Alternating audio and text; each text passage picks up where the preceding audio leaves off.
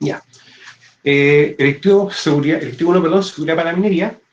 Ahora, los contenidos son estos: seguridad industrial, que básicamente es el concepto y varios elementos asociados a ello; peligro y riesgo, medidas de control, causa de los accidentes, incidentes y técnicas preventivas, ¿ya? La semana pasada estuvimos trabajando estos dos conceptos y dejamos un poquito enunciado el concepto de medidas de control, ¿ya? Para poder también tomarlo en cuenta. Ahora, dentro de lo que es seguridad industrial, recuerden que la seguridad industrial, a su vez como la higiene industrial, que higiene industrial va a ser la unidad 2, ya son partes de la rama de lo que es prevención de riesgo en sí, ya para poder tomarlo también en consideración. Ahora, esta secuencia que ustedes están viendo acá es la secuencia que nosotros vamos a ir trabajando en todo el curso. Desde un peligro, que es mi foco, actividad o condición o situación que puede causar daño. Ese puede o ese potencial, ¿qué significa? Que no necesariamente si estoy trabajando me voy a accidentar o va a pasar alguna cosa, ¿ya? Para poder también tomarlo en cuenta, para que ustedes también lo puedan ver de esa manera. Ahora, el riesgo, ¿cuándo van a ser el riesgo? Siempre que tengo un trabajador que está expuesto o estableciendo un contacto con el peligro, ¿ya? Vamos a ver que el riesgo en sí se puede ver de bastantes formas. Ahora, las medidas de control es importante porque me permiten en el fondo poder trabajar con los distintos riesgos a los que yo estoy expuesto. Y eso, chicos, bien importante tomarlo en cuenta. Ahora, las medidas de control, ¿por qué está con un color distinto, color diferente? Porque en cierto aspecto es el punto de quiebre. O sea, dependiendo de que también implementaste la medida de control, ¿cómo va a ser la consecuencia? ¿Ya? O sea, la medida de control muchas veces no va a evitar que ocurra el accidente, pero sin embargo nos va a ayudar a que la consecuencia sea mucho menor. Dentro de los conceptos básicos también tenemos peligro y riesgo, que ya vamos a seguir revisando, son distintos conceptos. Sin embargo, basta que exista un peligro para que el riesgo se pueda estar o se pueda materializar de una forma u otra. A ver, chicos. Ya. Ahora, en peligro, recordemos que puede también definirse como cualquier condición o acción de la que pueda esperarse que cause o sea la causa de daños físicos, ¿ya?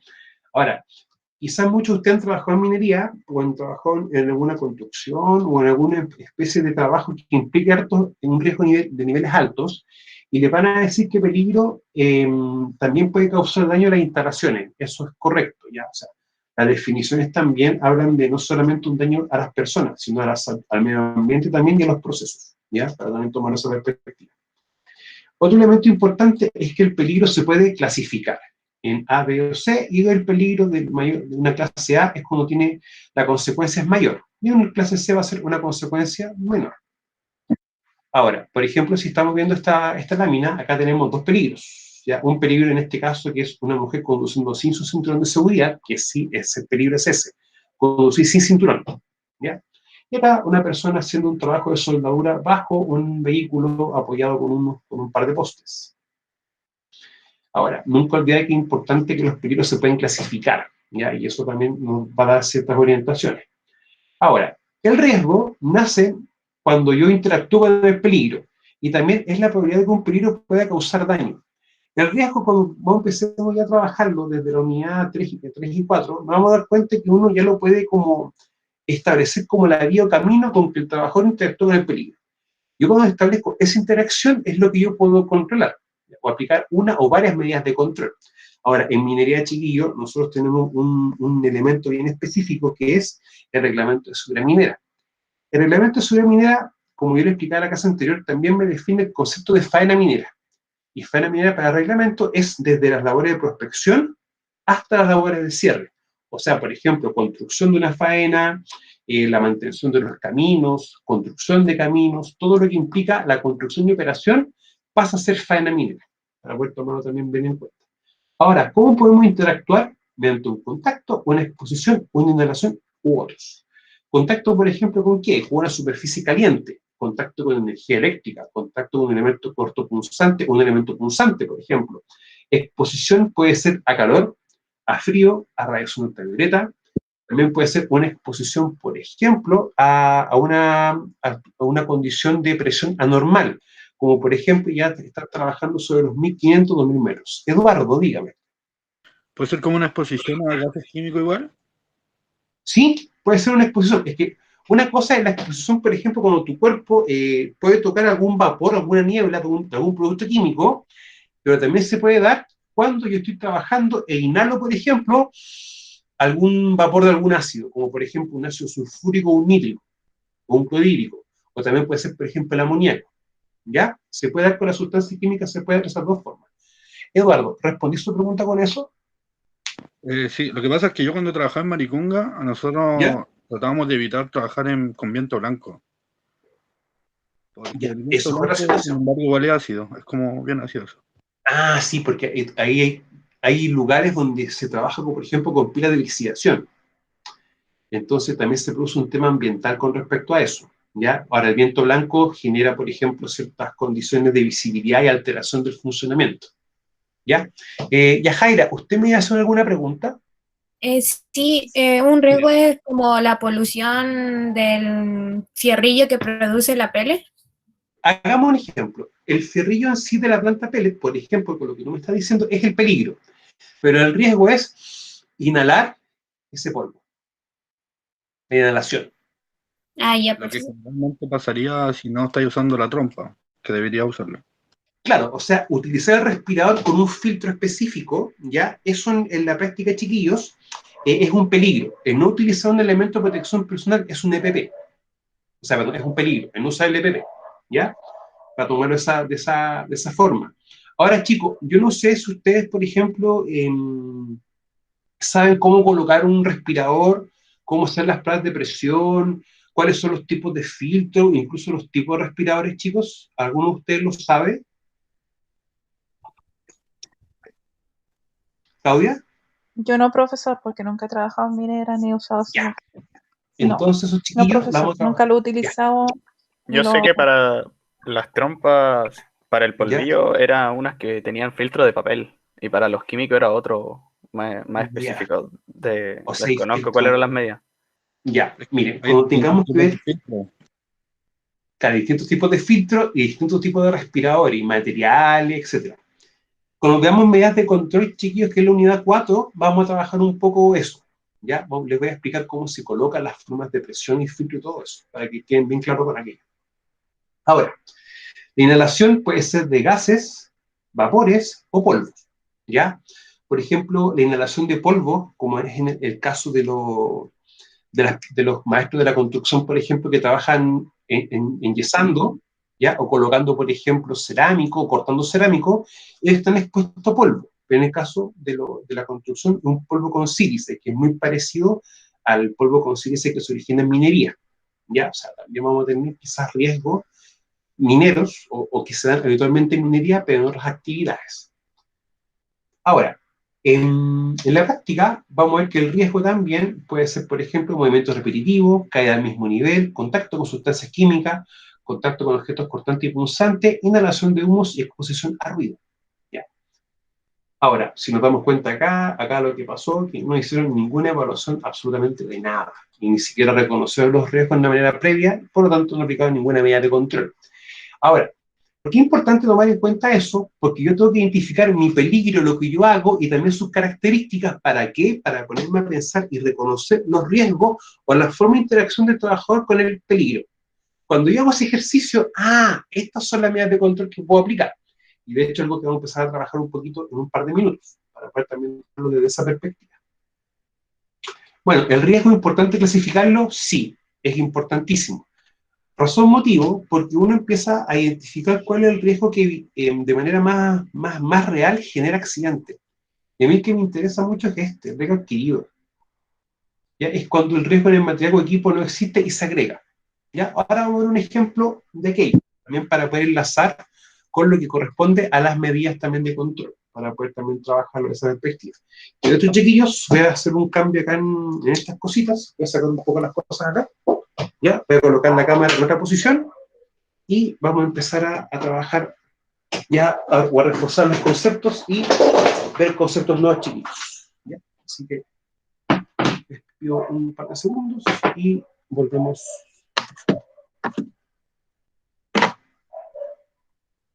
Voy a dejar de presentar.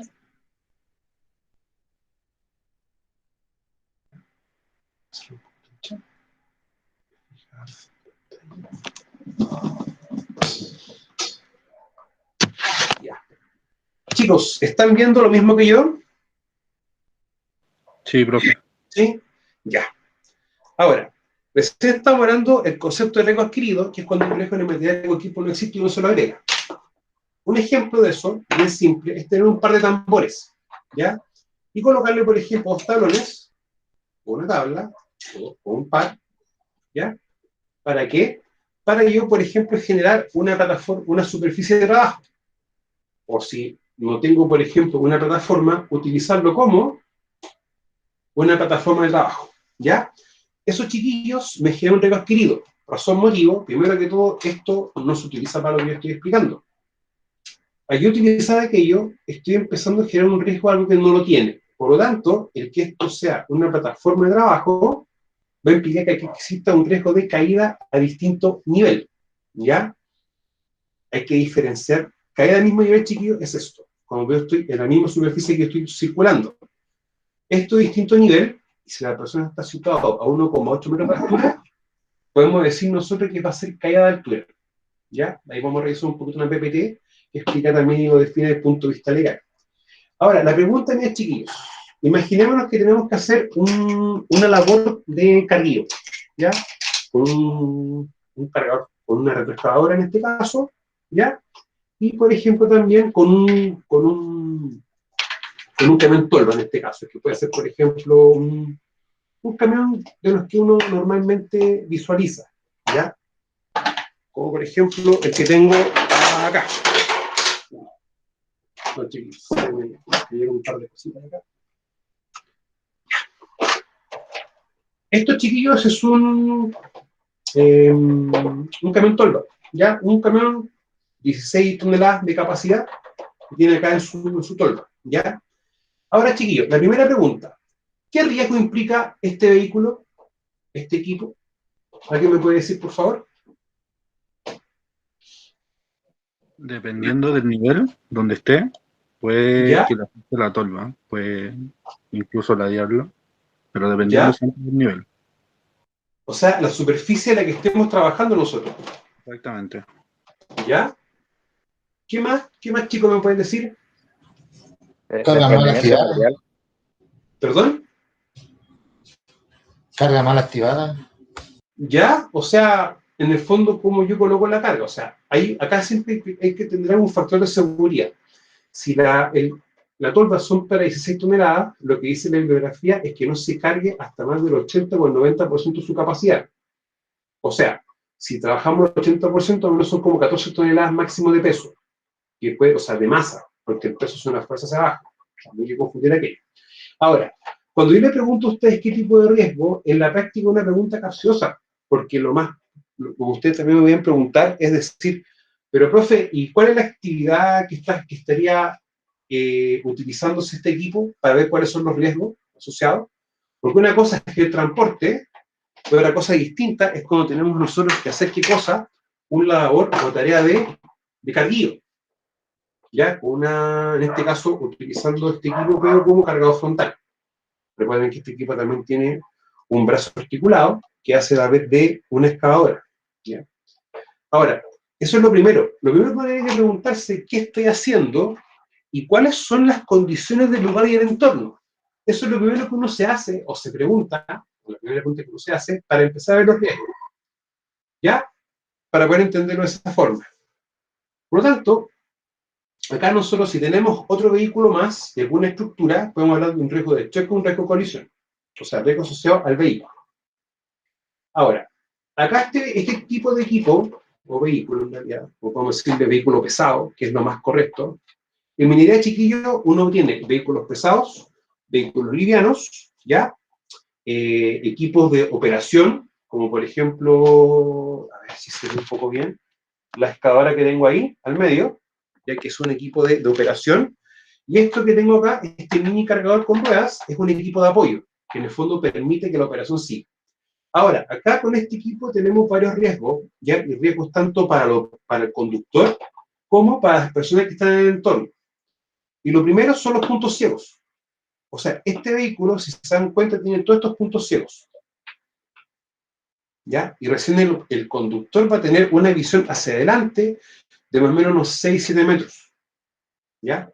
Por lo tanto, una de las primeras normas de seguridad que uno tiene que estar estableciendo, o medidas de control, es no situarse en los puntos ciegos del equipo. Eso es lo primero. Profe, ¿eso sería Dígame. como marcar el área de trabajo en caso de esa... ¿Ya? O sea, si por ejemplo este vehículo entra, ¿ya? Y tengo realizando una maniobra de carguío, por ejemplo, con este equipo, ¿ya? Una de las primeras medidas de control sería, por ejemplo, segregar el área o demarcarla, como a ustedes les haga más ruido, como a ustedes les acomoda, ¿ya? Porque de las dos formas no es incorrecto. Ahora, en primera instancia, ¿qué es lo que hace uno? Cono, ¿no es cierto? Que es como lo más sencillo. Ahora, los conos chiquillos en el fondo, ¿qué me está diciendo? Me están diciendo que se está desarrollando una labor o una actividad. Por lo tanto, tengo que tener precaución de este punto hacia acá. Ahora, ¿basta con eso, chiquillos? ¿O puedo aplicar más medidas de control? ¿Se pueden aplicar más? No, profe. Buenas tardes. Buenas tardes. ¿Ya? No basta con eso. Ya. ¿Sabe Entonces, por qué? Porque ahí hay que poner barrera dura. ¿ya? Porque los viejos, por lo general, pueden ver el cono ahí, saben que no se puede pasar, Pero pasa pero igual. lo hacen. Ya. O sea, algo más como esto. Ya. Entonces, chicos, vamos a empezar a ver las medidas de control. Las medidas de control que me permiten poder, primero que todo, trabajar con el riesgo. ¿Ya? Profe, Dígame, señor. disculpe, pero ahí también le faltó poner ese letrero, por ejemplo, carga y descarga de camiones. Poniendo el letrero, usted ya está indicando que no puede pasar y no puede haber nadie en los puntos ciegos que tiene el cargador frontal. Ya. Pero primero empecemos a ver primero las medidas de control que tengamos. Lo que tú estás está correcto. Pero empecemos desde la medida más básica hacia adelante. ¿Ya? En la práctica, lo que es su compañero no está equivocado, para que lo tomemos bien claro. Ahora, la primera medida de control que uno se pregunta es, ¿están los equipos en correcto funcionamiento? Eso es lo primero, revisar el equipo. ¿Ya? Eso, chiquillo, no tiene doble lectura. El mismo reglamento de seguridad minera nos establece aquello, que todo equipo antes de ser utilizado debe ser revisado. El ¿Ya? checklist, ¿no? O sea, Profe, mediante el checklist. Dígame, señor. eso se llama la vuelta al perro. Uno tiene que darse la vuelta por alrededor de la máquina, cosa ¿Ya? para ver si no tiene fuga, no tiene aceite botando, si no tiene nada en los brazos hidráulicos ¿Ya? que esté dañado. Usted entenderá. Pero Exactamente. generalmente las faenas mineras, a ti antes de empezar cualquier labor, te pasan el checklist para que tú vayas anotando y eso lo tienes que hacer. Claro. Lo que pasa, chiquillo, Pero el checklist es diario. sí, Claro. lo que pasa es que Tú el tienes que checklist en el revisar todos los fondo, días eso. mire, lo que hay que entender algo, el checklist es un documento en el cual, una hojita en el cual el trabajador va revisando los distintos elementos por cada uno de los vehículos. Vehículos livianos, vehículos pesados, equipo de operación, equipo de apoyo. ¿Ya? Y yo tengo que ir anotando lo que está bueno y lo que está mal, y dependiendo de lo que vaya resultando, en el fondo uno verifica si el equipo está o no está operativo. Ahora, dentro de la revisión que uno hace del equipo, hay que revisar algo bien consensuadamente, si es que está con las pautas de mantención y reparación hechas, porque si el equipo no estaría operativo. Ya. Entonces, primera cosa, yo reviso los equipos, y segunda cosa que uno tiene que hacer es empezar a ver cuál es el trabajo que se va a hacer. ¿Para qué? Para empezar también a acondicionar el área. O sea, si tengo, por ejemplo, material disperso, limpiar el área para evitar, por ejemplo, algún riesgo de caída de algún trabajador. Ya. Ahora, lo que hizo su compañero al principio está correcto. O sea, lo ideal es colocar, por ejemplo, una señal de advertencia o un letrero que diga zona de precaución, zona de carga y descarga. ¿Ya? Y eso no todas las faenas lo poseen, ¿ya? Pero es una buena forma. Ahora, en la práctica se debiese tener, ya que la misma ley me obliga a que yo tenga que tener señalética de identificación de los distintos peligros y situaciones que yo tenga en mi lugar de trabajo. No tiene doble lectura eso. Ahora, lo otro importante es entender de que lo más probable es que este equipo esté permanente, esté fijo, pero estos equipos vayan entrando y saliendo. Por lo tanto, uno que debe hacer en este contexto, ok, Este vehículo, cuando ya termina de cargar, se retira y da el aviso que está listo para que éste pueda seguir su paso. Y así sucesivamente. Ahora, uno también puede preguntarse, ponerse en el contexto, pero una persona, por ejemplo, puede llegar y meterse a esta área para, por ejemplo, hacer alguna consulta o pregunta. No, no se puede. No De se hecho, puede. la pregunta la tiene que hacer detrás de la barrera dura y ver si se puede entrar al área. Ya. Lo ideal sería usar radio, en ese caso. ¿Ya? Ya. O sea, en este aspecto, por ejemplo, podemos tener un señalero, ¿ya? Una paleta que permita un ingreso y una radio. Que, por ejemplo, se contacte ¿con quién se contacte en este caso? Con el dueño del área. El dueño o el operador del cargador, en este aspecto, de la retroexcavadora. ¿Ya? Pasó un motivo, porque él tiene que paralizar su máquina, paralizar la labor de carguillo, ¿ya? Y proceder a detener el equipo, para que recién pueda haber una interacción hombre-máquina, siempre y cuando él lo autorice. Y si lo autoriza, pues acá pueden haber dos caminos. O le avisa a él, en este caso no lo digo, ¿ya? Y él autoriza a la persona para que pueda hacer ingreso al área, ¿ya? O sea, en español, chiquillo, lo importante es siempre cuando cualquier persona interactúe con cualquier máquina, ésta esté detenida, ¿ya? Ahora, lo otro importante que también dice su compañero al principio es evitar que uno circule por los puntos ciegos del equipo, ¿ya? O sea, el camión, por ejemplo, va a tener puntos ciegos desde toda esta zona de acá completa hacia adelante una buena cantidad de metros. A su vez que este equipo, ¿ya? Ahora, en primera instancia, uno revisa los equipos, ¿ya? Y uno también ve la planificación del trabajo. Y tiene que hacer una planificación de la tarea. Eso también es una medida de control. Y en la práctica también, chiquillos, para que esta persona pueda conducir este camión, y esta persona pueda operar este equipo, pasan también una serie de medidas de control previas, que van, por ejemplo, desde las capacitaciones que tengan, realización de exámenes médicos, ¿ya? Y también tener habilitados cursos de conducción, por ejemplo, en faena minera, ¿ya? Ahora, eso, chiquillos, es importante siempre. Ahora, dentro de las medidas de control, para mí, una de las medidas de control más básicas y sencillas, ¿cuál es? Es realmente verificar si los equipos que tenemos nos sirven para hacer la tarea. Y lo otro también es verificar las condiciones del entorno. Son dos cosas, chiquillos, bien importantes de poder considerar, ¿ya? Ahora, en este aspecto, nosotros acá tenemos, por ejemplo, esto puede ser barreras duras, ¿ya?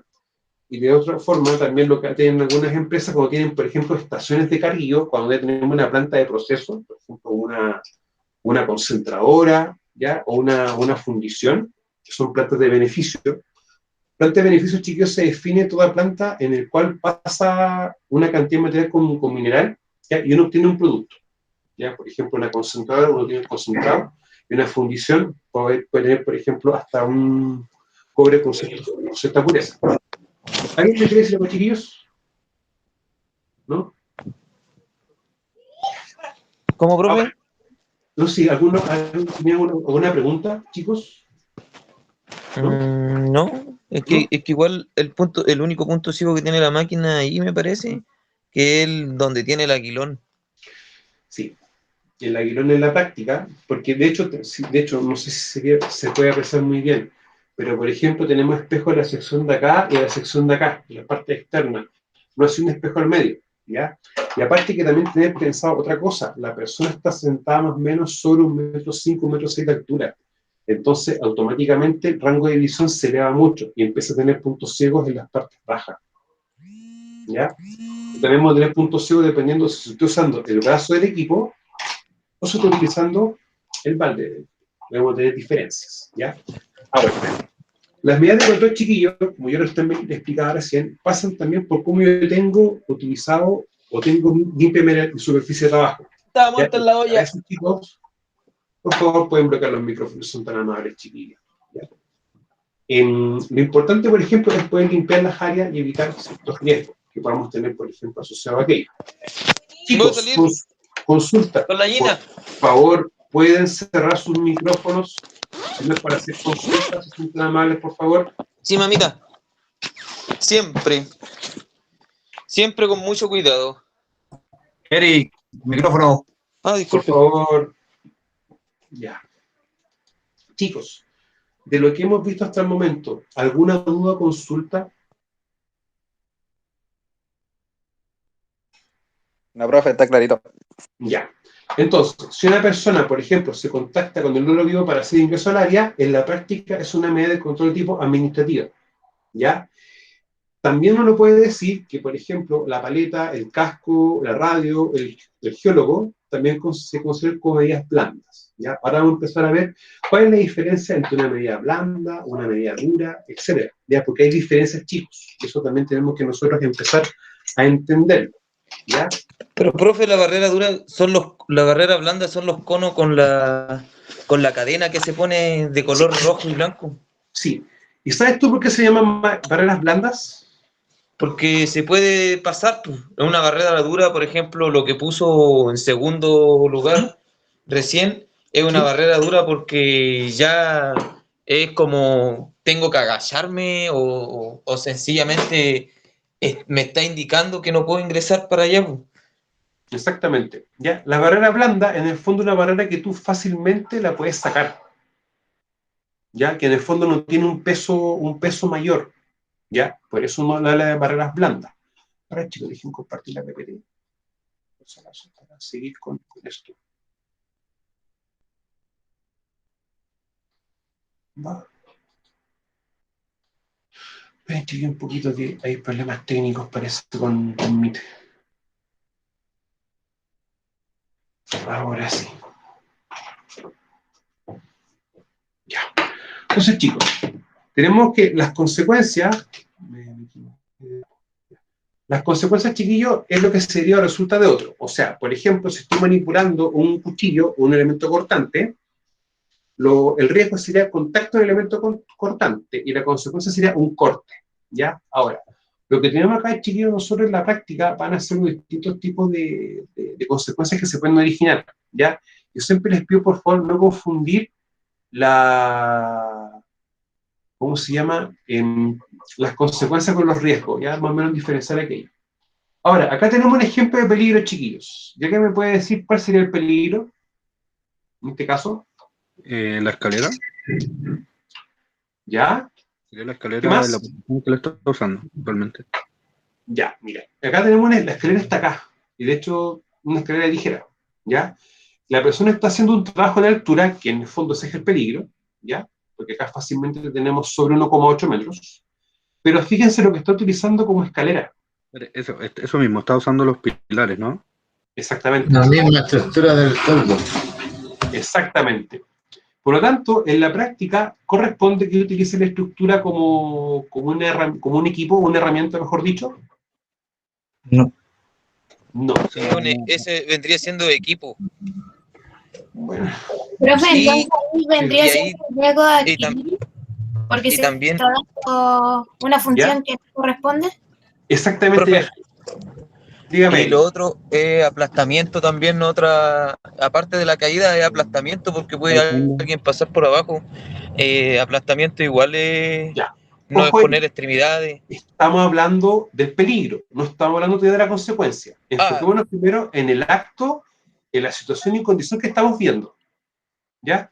Brian, digan. Yo veo que está usando mal, o sea, está usando algo como aparato de escalera, que primero no debiese. ¿Ya? Y lo otro que veo es que tampoco está usando arnés. Ya.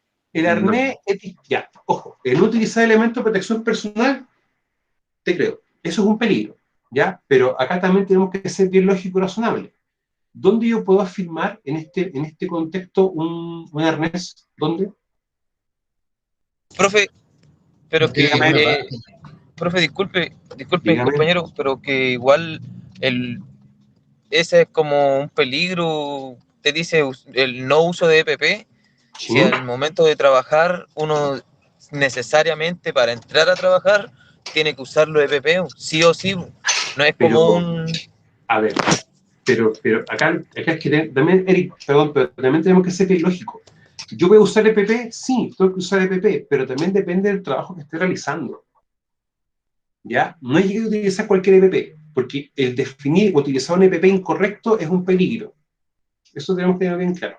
Ahora, chiquillos, enfocémonos un poquito en esto. El peligro en este caso es utilizar una parte de la estructura como escalera. Y como acá le estamos agregando un riesgo a esta estructura que no lo tiene, como decía recién de Jaira, es caída de altura, ya que esto no le corresponde.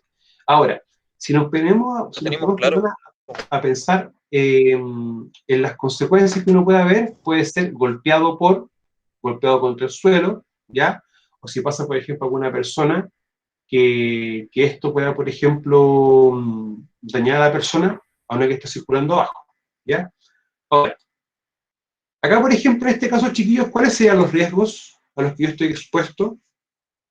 Lo que está usando para lo que está usando para levantar netamente la camioneta. El riesgo es el uso de la herramienta hechiza. Ya, o sea, primero que todo, vamos a darnos cuenta que primero para ver el riesgo hay que ponernos a pensar cuál es el peligro. En este caso, estar bajo un equipo levantado en condiciones que no corresponden. Por lo tanto, acá tenemos un riesgo de aplastamiento. Claro. Riesgo de aplastamiento, ¿no? Está correcto. Ya. Ahora, nosotros acá tenemos una soldadora, y acá si ustedes se dan cuenta hay una chispa. Por lo tanto, tenemos riesgo asociado al utilizamiento de la máquina para soldar. En este caso tenemos contacto, puede ser contacto con energía eléctrica, un riesgo de incendio, y cuando uno está soldando, empieza a generarse un humo metálico. Por lo tanto, también puede ser inhalación de humos metálicos. Ya tenemos 3 riesgos asociados a esta actividad. Y las quemaduras por la escoria que libera la soldadora. La quemadura es consecuencia. Vale. ¿Ya? Eric, dígame. No tiene los SPP tampoco. O El sea, electroshock, no tiene seguridad. eso es electroshock.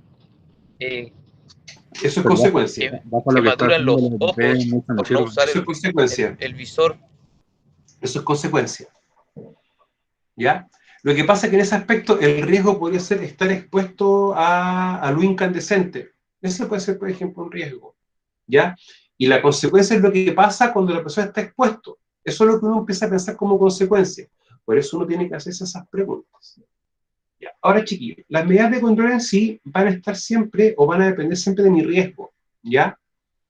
O sea, si por ejemplo tengo contacto con un elemento cortante o punzante, la medida de control más básica sería, por ejemplo, un guante. ¿Ya? Y uno empieza a ver, si tengo, por ejemplo, algún riesgo de proyección de partículas de mi cara, lo más lógico sería, utilizar, por ejemplo, una careta protectora o utilizar un lente específico. Pablo, dígame. No, antiparra le voy a decir yo que podía usar. Sí. Es que se conocen de varias formas, antiparra, los que utilizamos lentes ópticos, podemos utilizar algo que se llama sobrelente, que es un lente específico que te lo colocas acá encima y te cubre completo, ¿ya? Para también poder tomarlo en cuenta. Entonces, yo siempre las medidas de control las coloco en un color distinto porque dependiendo de cómo aplique y el tipo de medida de control va a ser la consecuencia que yo pueda esperar, ¿ya? Ahora, por ejemplo, si yo estoy viendo que mi trabajo va a ser que salte alguna partícula a mi ojo y no utilizo un lente, estoy claro que va a tener un daño a mi globo ocular, ¿ya? Eso más o menos funciona.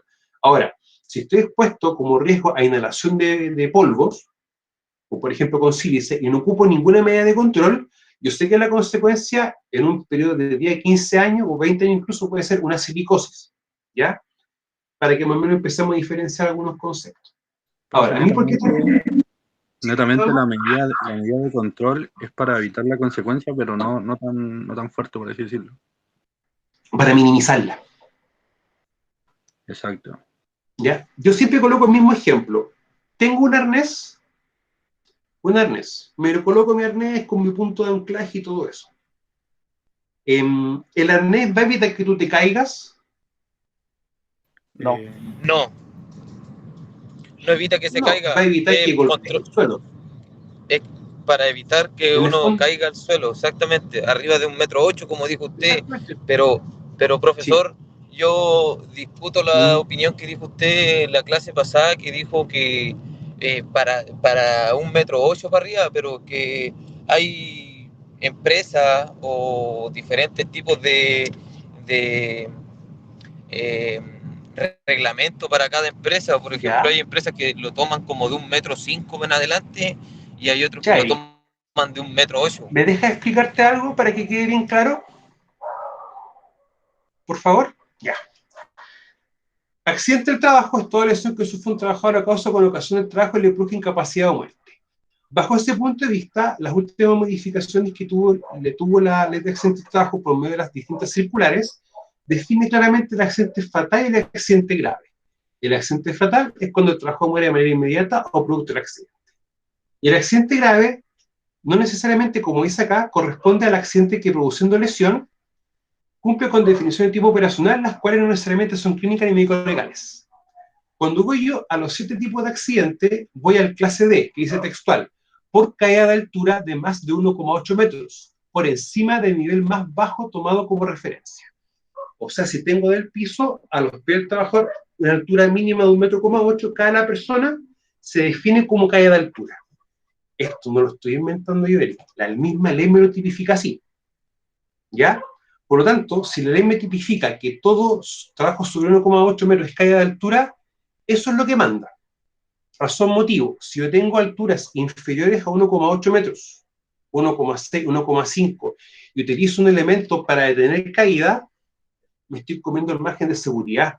Por lo tanto, si la persona se hace mal el cálculo, no va a quedar suspendida, va a impactar el suelo.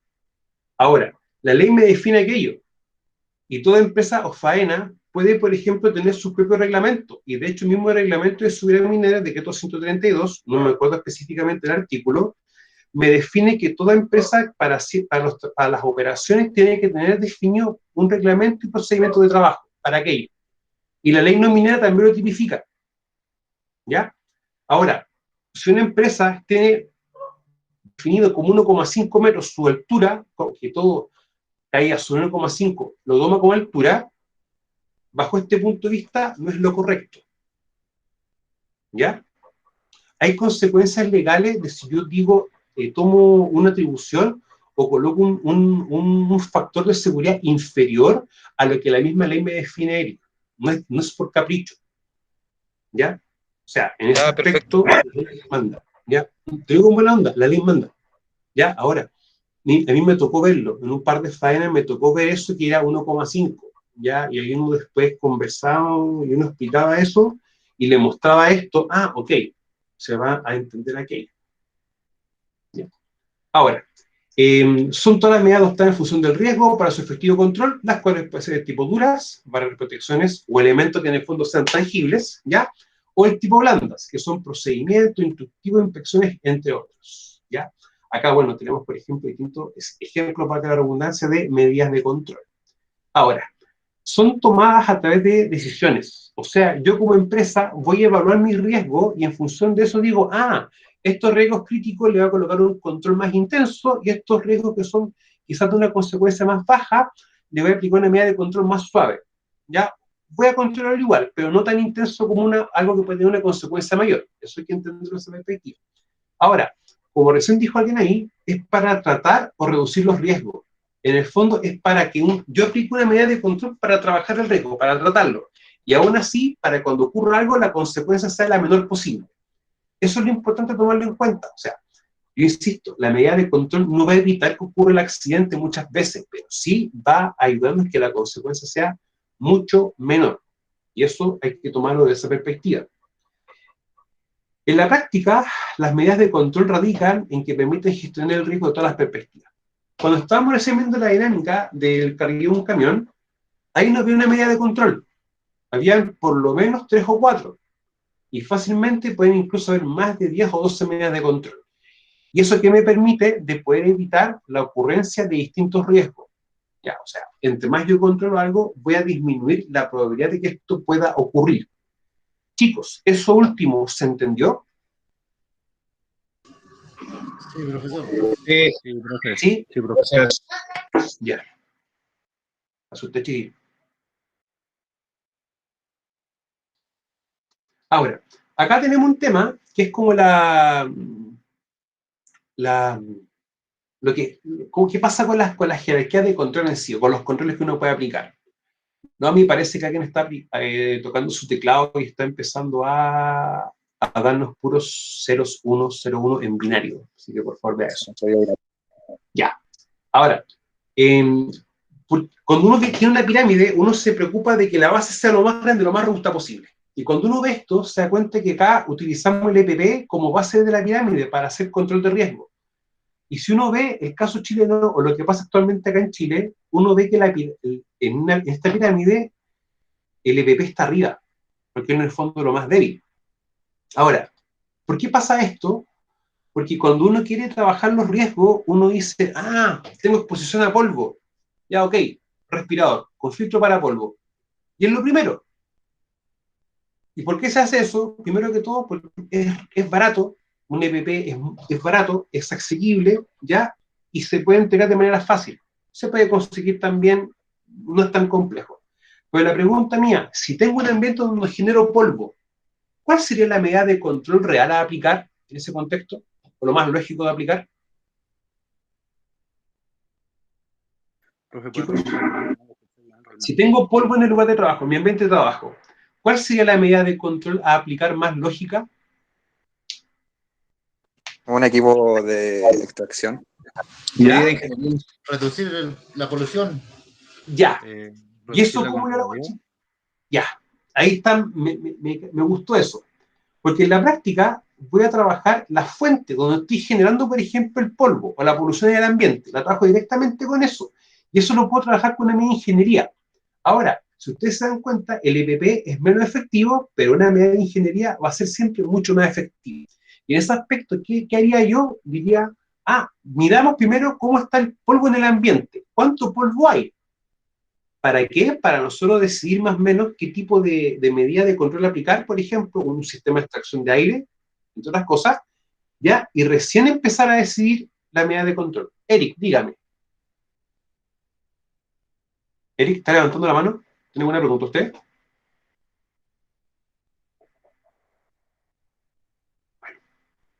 Ahora.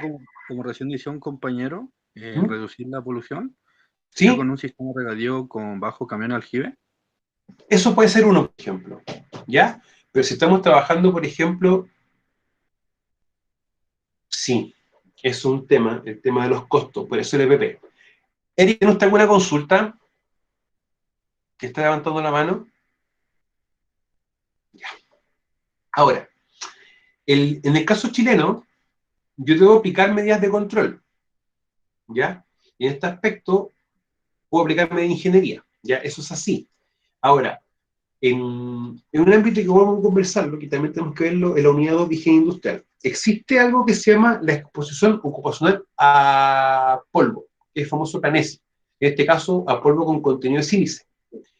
Cuando yo tengo ese riesgo en cualquier empresa, independiente si, por ejemplo, empresa minera o una empresa de construcción, una constructora, incluso más una empresa, por ejemplo, que haga moldes dentales, que ellos también están expuestos a sílice, ¿ya? Cuando yo tengo esa característica, yo entro en el mismo protocolo, en el famoso PNESI, el Plan Nacional de Erradicación de la Sílice. Cuando yo tengo implementado ese protocolo, ¿ya? Porque tengo la gente sílice, el protocolo me obliga a partir primero con la medida de ingeniería, que en el fondo puede ser un sistema de captación de polvo, un sistema de inyección de aire, en el fondo diluya para que esto se disperse, ¿ya? Humectación de aire, entre otras cosas. Y me obliga a implementar medidas de ingeniería. Y yo debo justificar bajo qué punto de vista no puedo aplicar la medida de ingeniería. Y cuando es así, tengo que trabajar también con otras medidas, ¿ya? Ahora, en la práctica, chicos, y esto lo van a ver mucho, que toda empresa va a trabajar con las tres medidas en paralelo, las tres medidas juntas. Razón, motivo. El Código del Trabajo me obliga a que yo debo implementar todas las medidas de control, todas, independiente del riesgo que yo tenga, ¿ya? Entonces, como yo debo aplicar todas las medidas de control para todos mis riesgos, bajo ese punto de vista, puedo trabajar con esta secuencia, estos tres elementos, ¿ya? Ahora, cuando yo decido qué medida utilizar, es cuando yo empiezo a ver las características o los atributos que tiene mi lugar de trabajo. O sea, me explico, si tengo trabajo en caliente, en el cual tengo que genero superficies calientes, o puede saltar chispa, ¿puedo utilizar, por ejemplo, un guante de látex? No, obviamente que No. No. Debiese ser, por ejemplo, un guante que pueda soportar una temperatura. ¿Ya? ¿Qué pasa, chicos? Muchas veces se eligen medidas de control, pero que esas medidas de control no sirven o no son las adecuadas. ¿Ya? Brian, ¿tiene usted alguna consulta? Ahora, lo ideal, chiquillo, es que nosotros tratemos de eliminar los peligros para ir a reducir los riesgos o hacer ciertos cambios, ¿ya? Pero esto, chicos, a veces es muy complejo. Por ejemplo, necesito sacar material a rajo abierto subterráneo y para eso utilizo explosivos. La pregunta mía, ¿yo puedo eliminar los explosivos o cambiarlo por otra cosa? Se puede, pero los costos, como decía el compañero, son grandes. Son demasiado altos. Entonces, ahí uno no puede pensar en eliminar, porque si elimino los explosivos no puedo sacar material. Y cambiarlo, hay tecnologías, pero no están al alcance de toda la empresa. Por lo tanto, en ese caso, ¿qué debo hacer yo? Empezar a trabajar desde esta perspectiva, desde las medidas de ingeniería, la administrativa, que en el fondo estas son también las medidas blandas, como también las medidas blandas que son los elementos de protección personal. O sea, dependiendo realmente de mi peligro y mi riesgo y el entorno de lo que yo estoy haciendo, es cómo yo voy a seleccionar las distintas medidas de control. Eso hay que entenderlo esa perspectiva. O sea, cada trabajo implica medidas de control en específico. Ahora, la media ingeniería se trabaja directamente en la fuente y evita que el trabajo se exponga de manera directa. Leonel, dígame. ¿Tiene usted alguna pregunta? ¿Me la hace por el chat o me la hace acá con micrófono abierto? Sí, cada empresa puede ver las medidas de control que aplica, ¿ya? Eso es así. ¿Ya? Ahora, lo que uno tiene que tener claro es que si va a utilizar elementos de protección personal, esto tiene que cumplir con un decreto que se estipula acá en Chile, que es el famoso decreto 18, que habla de la certificación de elementos de protección personal. Todo EPP que compre una empresa tiene que estar certificado. ¿Ya? Y eso es así, no tiene doble lectura. Yo puedo, por ejemplo, comprar un EPP de última generación en un país extranjero, pero sin embargo no tiene un certificado de calidad avalado por un laboratorio chileno, bajo ese decreto, yo no puedo utilizar ese elemento de protección personal acá en Chile, porque nadie me certifica realmente su calidad. Ya. Los otros, chiquillos, son las medidas administrativas, y como su nombre lo dice, trata de administrar los riesgos, como por ejemplo limitar la exposición, sistema de turno y programa de capacitación. ¿Ya? En el fondo también las señaléticas que yo tenga, los procedimientos, los instructivos, los exámenes médicos, pasan a ser también una medida de tipo administrativa. Y tenemos los famosos elementos de protección personal que se colocan en el trabajador para poder minimizar las consecuencias y evitar el ingreso de un agente. Y la última barrera a implementar. Ahora, hay una observación que yo siempre he dicho. Siempre se debe verificar o privilegiar la medida de ingeniería, pero mientras yo verifico qué medida de control implementar, no puedo dejar al trabajador descubierto sin ninguna medida de control, chiquillos. Por lo tanto, en ese aspecto, ¿qué debemos hacer nosotros? Mientras veo qué medidas de control aplicar, sí o sí debo tener una protección para el trabajador. ¿Ya? Por lo tanto, es importante tomar eso en cuenta. Ya, chicos, esto es hasta la clase del día de hoy, ¿ya? Y por favor, no se me arranquen todavía, voy a dejar de grabar. ¿Ya?